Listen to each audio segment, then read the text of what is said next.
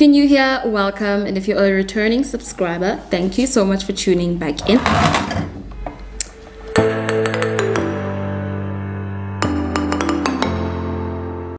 Hi guys, welcome back to my YouTube channel. My name is Nothando and I make videos on construction, lifestyle, and travel. On today's video, we are going to be going through my Instagram DMs, predominantly the construction related ones. This is the third video that I've done going through my DMs. I'm doing this because it's kind of hard to respond to every single person in the DMs. It's not a lot, but the questions are so in depth, and I feel like there's other people who might be asking the same questions, and I can always point them to this specific video. So let's get right on into it. Okay, so this one says, hey sis, I hope you're doing well. I was listening to one of your YouTube videos about failing. I recently got my semester 1 result and I'm in my 3rd year. I failed 3 modules, one of which was a semester module. The others can be ratified with improving the semester. Okay, I'm literally struggling with dealing with the emotions of failing the semester module. It's like I've accepted, but I've not dealt with the emotions.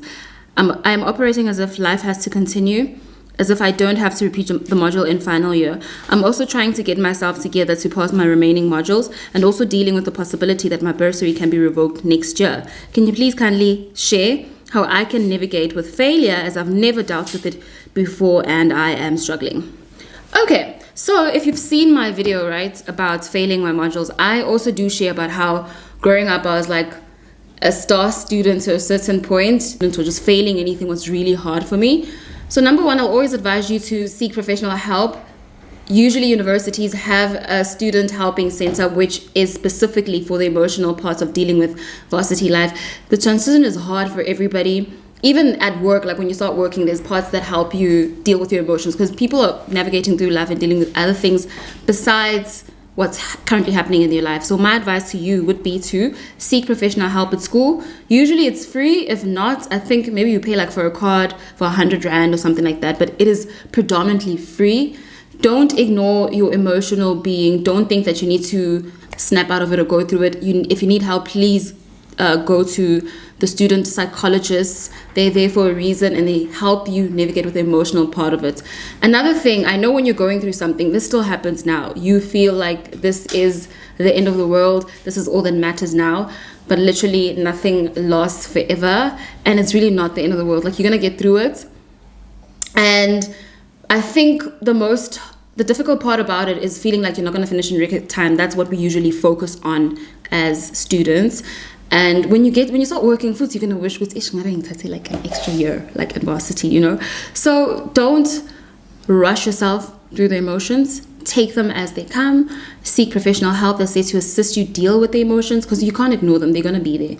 And I like how you're saying that you're navigating life like nothing is happening. That's good in the sense that you can now focus on what you can focus on. What you cannot control is out of your hands.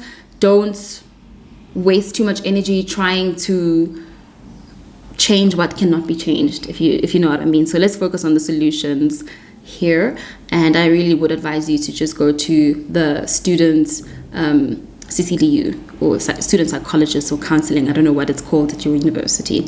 So yeah, that's my tip to you. Maybe with your bursary, I'd also advise that you talk to, let's say, the HR lady, especially if you've been seeking help and maybe why you failed the modules. Maybe you can even reach out to your bursary and explain that these are the reasons behind you not doing this, but this is how you're planning to improve. And maybe you can even save yourself from losing the funding, because that's also like an additional stress on everything. And I feel like at the end of the day, we're working with people, and try what you can control, and what you can't control is out of your hands. So that would be my advice to you. I am from Botswana. I'm a QS graduate. Is it possible to have job opportunities in South Africa, since there are more opportunities there unlike here? If you're considering to relocate, I think there are a lot of job opportunities in South Africa, specifically for quantity surveying. But at the same time, we have such a high unemployment rate that when there are opportunities, they will prioritize South African students or graduates first. But I will never discourage trying. Maybe try to secure something before you actually relocate, so that you don't find yourself in a position of being desperate when you're the other side. So always try.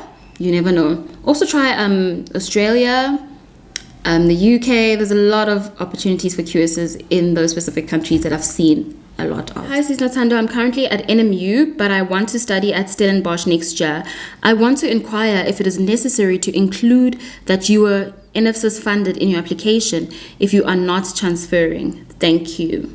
I actually don't know the answer to this, but I am putting it on the video so that if somebody who knows, they can answer in the comments.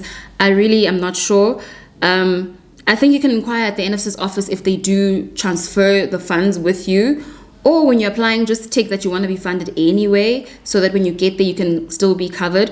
But to be honest, I'm not sure. I'm not sure at all. If you do know the answer to this question, please comment down below and help her out. Hello, Miss Nothando. I hope you're doing well. I just wanted to find out from you, as a person who's been in the construction industry for a while, what problems have you faced in the construction industry, especially in the QS department, that you are maybe also bothered by them? I would really appreciate your help. I hope to get replied sooner.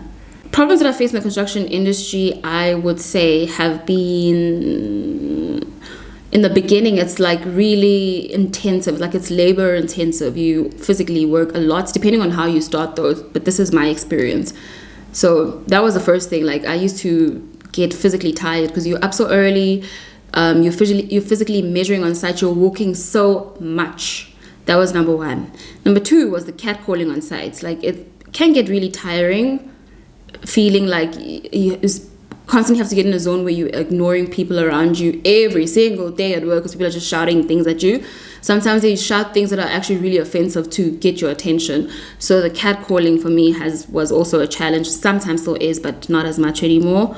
The other thing would be, sometimes it's your role is not clear, like your responsibilities are not clearly stipulated to you. So you constantly feel like you don't know what you're doing. That's another challenge. I'm still trying to figure out if that's corporate in general or it's related to being a QS. But sometimes things that your responsibilities are so vague that you don't really know what the expectation really is. But you just keep, rolling with the punches. Those have been the challenges that I've faced so far as a quantity surveyor. Last question for this video. Good afternoon, Nothando. I've been following your videos on YouTube. Me and my father, we're about to start a subcontracting company in Cape Town. He's the one with the world's knowledge about civil and the building industry, but I'm going to run the administration part. I wanted to know if there's maybe any other in-depth classes for me on the whereabouts to keep track of everything, if you might know. There's a lot of courses that I've seen online about how to about project management, which I feel like give you all the administrative skills to run a subcontracting company. I know Wits Plus has a course that you can do. I know UCT has a course you can do, so you can search online for that. There's also companies like Matrone that have templates on certain, like invoicing, how to make, like keeping your paperwork in order, the administrative parts, which they sell for a certain amount of money. So just Google. There are courses for construction project management at UCT and Wits that I've come across, and also just templates for managing a subcontracting company online. So I'll end it there for now. I hope I answered your question. If I didn't and you're not shy, you can ask the question in the comments of this video. Yeah, thank you so much for watching this video. See you later in another video. Please don't forget to like, share, and subscribe. Mwah.